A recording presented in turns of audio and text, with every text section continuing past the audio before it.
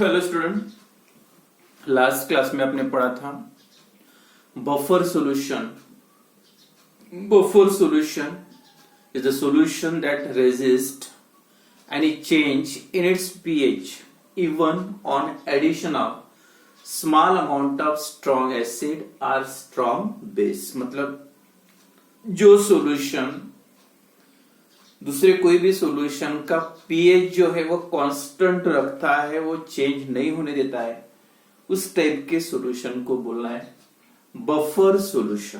There are two types of buffer solution में acidic buffer and basic buffer.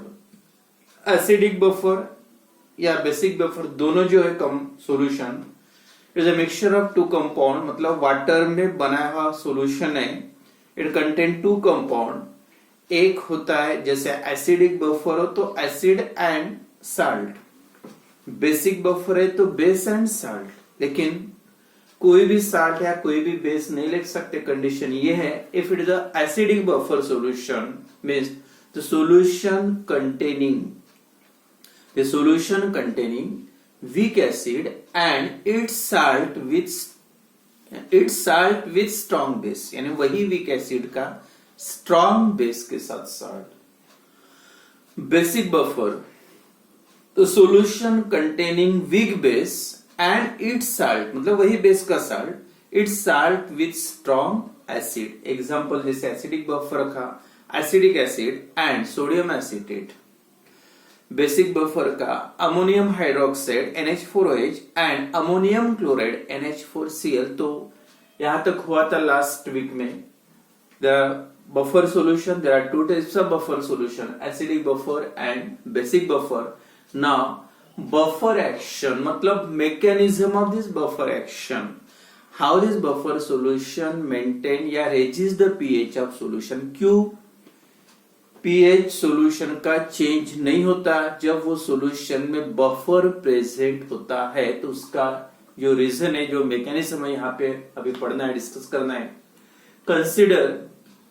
Consider the buffer solution, acidic buffer solution that form by mixing are prepared by adding weak acid like acetic acid and sodium acetate, the salt of same acid with strong base. तो in this type of buffer solution कौन से दो compound होते हैं? एक acidic acid है CH3COOH और second compound है उसी एसिड का साल्ट लेकिन स्ट्रॉन्ग बेस के साथ, मतलब NH के साथ. तो ये दो कंपाउंड वाटर में मिक्स करोगे इक्वल अमाउंट में, you get the acidic buffer solution. तो इन दिस जो बफर सॉल्यूशन दो कंपाउंड जो दिख रहा है acidic acid and sodium acid, sodium salt of acidic acid. Out of that sodium salt है, sodium salt of acidic acid, it is a strong. When it dissolve in water dissociates completely and form large number of acetate ion. solution में क्योंकि salt है जिसका dissociation complete होता है and it form a large number of acetate ions. तो concentration जो acetate ion का solution में रहेगा maximum ज्यादा रहेगा because ये जो salt है it is a strong salt. On the other hand acetic acid being weak acid, अब ये weak acid है और वीक एसिड का मतलब है dissociate to very smaller extent, not dissociate completely. जब डिसोशिएशन कंप्लीट नहीं होगा तो आप बोल सकते हैं सॉल्यूशन में जो आयंस बनना चाहिए acetate ion NH positive ions, उसका कंसंट्रेशन बहुत ही कम होगा. मतलब solution mixture contain maximum concentration of larger concentration of acetic acid. Dissolve कम हो गए, ये ज्यादा रहेंगे. तो इससे क्लियर होता है एसिटेट आयन का कंसंट्रेशन और दूसरा एसिटिक एसिड का कंसंट्रेशन सॉल्यूशन में ये ज्यादा है. अब मतलब वीक एसिड है तो dissociates to a smaller extent, form a less number of acetate ion, मतलब एसिटिक एसिड का कंसंट्रेशन इसमें ज्यादा रहेगा सेम सॉल्यूशन में. And sodium acetate when dissolved in water it dissociate completely and form a large number of acetate ion. अब ये buffer का solution है. इसका जो सॉल्यूशन मतलब आयंस का या मॉलिक्यूल का स्ट्रक्चर सॉल्यूशन में ऐसा होता है. अब क्या करना है देखो, आप एक एक मतलब दो बार एक बार स्मॉल अमाउंट कोई भी स्ट्रॉन्ग एसिड ले लो, वो एसिड ऐड करके देखो, उसके बाद सेकंड टाइम बेस ऐड करके देखो स्ट्रॉन्ग, तो फिर भी अगर एसिड ऐड करोगे तो H पॉजिटिव का कॉन्सेंट्रेशन बढ़ना चाहिए। अगर वो H पॉजिटिव का कॉन्सेंट्रेशन सॉल्यूशन में बढ़ता है तो सॉल्यूशन एसिडिक होना चाहिए, पीएच चेंज होना चाहिए। लेकिन अभी जो अकॉर्डिंग टू डेफिनेशन जो पीएच है सॉल्यूशन का बढ़ने नहीं देता, ये बफर सॉल्यूशन। अब क्यों नहीं बढ़ने देता? या बेस ऐड करोगे, it increases the concentration of OH negative ions and again pH of solution में चेंजेस। पीएच चेंज होना चाहिए, लेकिन फिर भी पीएच यहाँ पे चेंज नहीं होगा because of presence of this buffer solution. अब क्यों पीएच चेंज नहीं होता? एसिड ऐड करने से या बेस ऐड करने से? अभी आपको यहाँ पे क्लियर होगा। First, when small amount of strong acid is added to this solution, strong acid है, if acid is added it increases the concentration of H positive. क्या करेगा वो एसिड? कॉन्सेंट्रेशन जो है H पॉजिटिव आयन का concentration बढ़ेगा, तो जो भी एक्स्ट्रा आपने H पॉजिटिव आयंस ऐड किए, सॉल्यूशन एसिडिक होना चाहिए, लेकिन ऐसा नहीं होता। क्यों नहीं होता? देखो, all this excess of H positive ions combines with, किसके साथ कंबाइन हो गए? सॉल्यूशन में ज्यादा के आयंस कौन से थे? Because of this salt acetic ion के आयन ज्यादा थे, जो सॉल्यूशन में ज्यादा रह गए, जैसे H पॉजिटिव है तो किसके साथ कंबाइन हो गए? निगेटिव के साथ। Means all the excess of H positive ion जो बाहर से ऐड किए because of acid, all that H positive ions combine with, मतलब effect of H positive ion is neutralized by this acetic ion।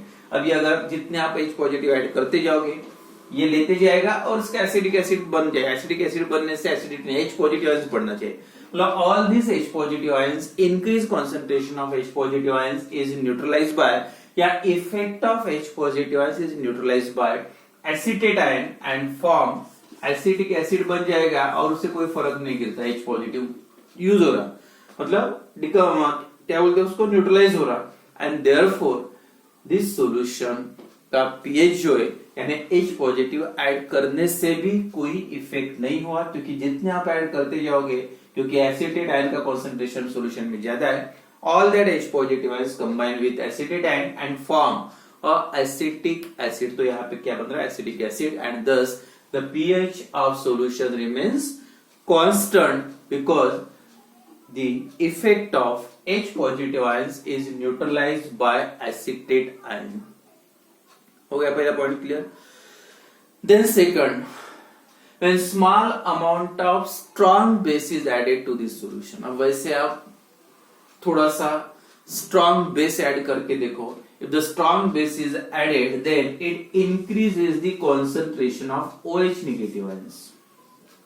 OH negative का बढ़ता है तो pH change होना चाहिए, सॉल्यूशन बेसिक होना चाहिए, लेकिन ऐसा नहीं होता है। क्यों नहीं होता? देखो, when small amount of strong acid like मतलब strong base is added then it increases the concentration of OH negative ions and all this excess of OH negative ions is combined। जो पहले बताया था मैंने, सॉल्यूशन भी पूरा dissociate नहीं हुआ तो ज्यादा कंपाउंड कौन से? अब ये OH मतलब बेस है तो किसके साथ कंबाइन होगा? एसिड के साथ, and therefore all this OH negative ion combine with original weak acetic acid, और ये एसिडिक एसिड से क्या करेगा? H पॉजिटिव लेगा, H पॉजिटिव लेने के बाद HOH का बन जाएगा H2 और फिर से एसिटेट आयन बनेंगे, और एसिटेट आयन बनने से कोई फर्क नहीं गिरता। लेकिन इसमें ये रिएक्शन में अल्टीमेट हुआ क्या? जितने भी अपने बाहर से, ये लार्ज कॉन्सेंट्रेशन वाला था, लार्ज कॉन्सेंट्रेशन वाला ये भी था आयंस, और ये एक्सटर्नली एडेड, बाहर से ऐड किया होगा, यानी बाहर से अपने बेस ऐड किया, उसका कॉन्सेंट्रेशन बढ़ा HOH का, बाहर से अपने एसिड ऐड किया, H पॉजिटिव का कॉन्सेंट्रेशन बढ़ा। तो ये आयन ज्यादा होने की वजह से जो भी H पॉजिटिव या OH नेगेटिव आयंस बढ़ने वाले थे, लेकिन ये जो कंपाउंड्स है मतलब acetate ion and acetic acid लेते जाएंगे और उसका इफेक्ट कैंसिल करते जाएंगे, and therefore the pH of solution remains constant, thus the effect of OH negative ions is neutralized by original weak acetic acid and effect of H positive ion is neutralized by acetic ion and thus the pH of solution remains constant। तो इस type से कोई भी उसमें acid add करो, base add करो, फिर भी पीएच इंक्रीज नहीं होता, तो उसका रीजन ये है। तो इसी टाइप से अब ये एसिडिक बफर है। अगर बेसिक बफर का एग्जांपल मैं वैसे इसमें दिया नहीं, शॉर्ट में बताता, बेसिक बफर भी होता तो अब डायरेक्ट क्लियर ही हो जाता। जैसे NH4OH being weak not dissociate completely, NH4 positive OH negative, weak है मतलब इसमें इसका कॉन्सेंट्रेशन ज्यादा है, लार्ज। अब दूसरा साल्ट है, for example NH4Cl ammonium chloride being strong dissociate completely and form a large number of ions. अब क्या होगा, अगर थोड़ा सा एसिड ऐड करके देखोगे तो ज्यादा आयंस कौन से है, एसिड ऐड करोगे तो बेस के साथ कंबाइन होगा, बेस ऐड करोगे तो एसिड, सीरीज बात है। अब small amount of strong acid is added, H positive concentration बढ़ गया। अब सॉल्यूशन में ज्यादा कौन से आयंस है, लार्ज में NH4OH, it combine with NH4OH, तो OH ले लेगा और H2 बनाएगा और NH4 पॉजिटिव आयंस। तो effect of H positive ion cancelled by original weak base. और small amount of base is added, तो सॉल्यूशन में आयंस कौन से ज्यादा, NH4 पॉजिटिव आयंस बहुत ज्यादा है, and therefore this NH4 combine with NH4 ion combine with OH negative and form NH4OH, और NH4OH बनने से कोई इफेक्ट नहीं होता क्योंकि OH का और H पॉजिटिव का कंसंट्रेशन वो न्यूट्रलाइज हो रहा है, इफेक्ट कैंसल्ड हो रहा, and therefore the pH of solution remains constant। In this way the buffer solution resists any change in its pH even on addition of small amount of strong acid or strong base। तो ये था buffer solution का mechanism, मतलब how it maintain the constant pH.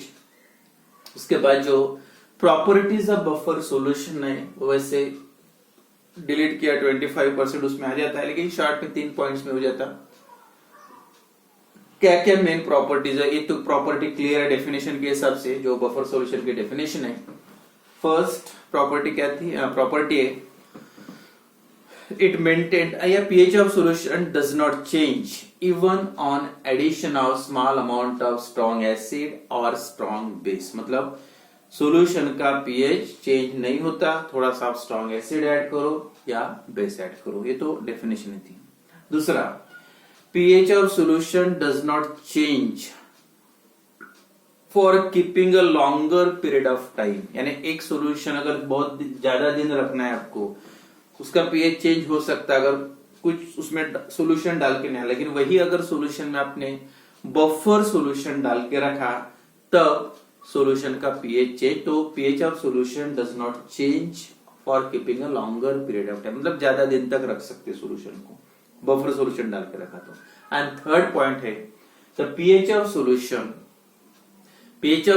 Does not change on dilution. कोई भी solution को अगर dilute करोगे, जैसे एसिड का सॉल्यूशन है उसमें वाटर डालोगे तो एसिडिटी कम होती जाएगी, पीएच बढ़ती जाएगा, या बेसिक है तो पीएच कम होती जाएगा। तो एसिडिटी चेंज होती है, पीएच चेंज होता है अगर सॉल्यूशन को डाइल्यूट करोगे, लेकिन वही सॉल्यूशन में अगर बफर सॉल्यूशन डाल के रखोगे तब सॉल्यूशन का पीएच चेंज नहीं होगा। बस शॉर्ट में 3 points, pH does not change on dilution, does not change on addition of small amount of strong acid or strong base, and does not change for keeping a longer period of। तो ये point मतलब याद रखो।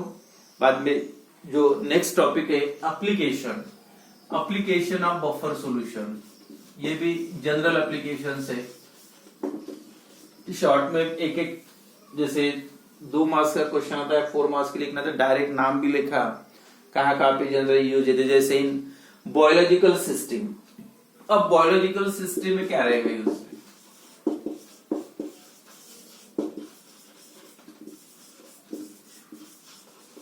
In biological system तो जो buffer solution का use है, या बायोलॉजिकल बोले या biochemical system, in biochemical system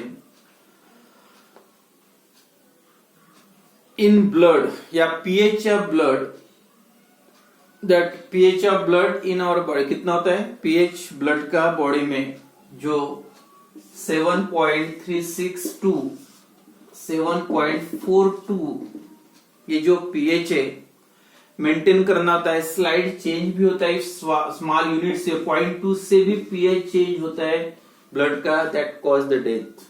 and therefore ये जो ब्लड का पीएच मेंटेन करने के लिए अपने बॉडी में एक बफर सॉल्यूशन होता है, कार्बोनेट बफर, जैसे HCO3 निगेटिव मतलब साल्ट, NHCO3 और H2CO3 मतलब कार्बोनिक एसिड। तो ये जो कार्बोनेट बफर होता है ब्लड में मतलब अपने बॉडी में, that maintain the constant pH of blood. तो ये जनरल एप्लीकेशन है in biochemical system in our body. The pH of our bodies मतलब pH of blood in our body is 7.36 to 7.42 and that pH is maintained by carbonate buffer solution। Slide change भी होता है तो क्या problem आ सकता है, clear हो गया। तो ये जनरल फर्स्ट एप्लीकेशन है। Second application of buffer solution in agriculture. तो एग्रीकल्चर में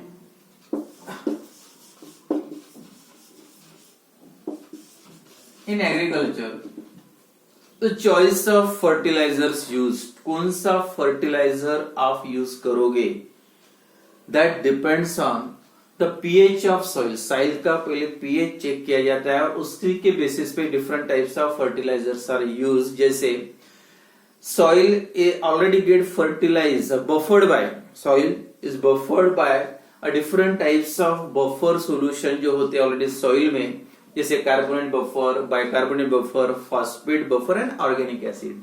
and that due to the presence of that salt and acid तो सोल्यूशन मतलब ऑलरेडी सॉइल बफर फॉर्म में होती है, तो जो पीएच जनरली इजीली चेंज नहीं होता है, फिर भी ऐसा कम ज्यादा होता है तो उसमें बफर सॉल्यूशन अलग अलग टाइप्स के आते हैं एग्रीकल्चर के लिए अलग अलग। तो इसका मतलब it is also used in agriculture. Number 3 in industries. In different industries, मतलब buffer solution play an important role in various industries like ink, paper, paints या ड्रग्स इंडस्ट्रीज। तो उसमें भी हर जगह पे कुछ भी सोल्यूशन का पीएच मेंटेन करना रहा है तो बफर सॉल्यूशन डाल के रखते हैं, मतलब इंडस्ट्री। Then third medicine.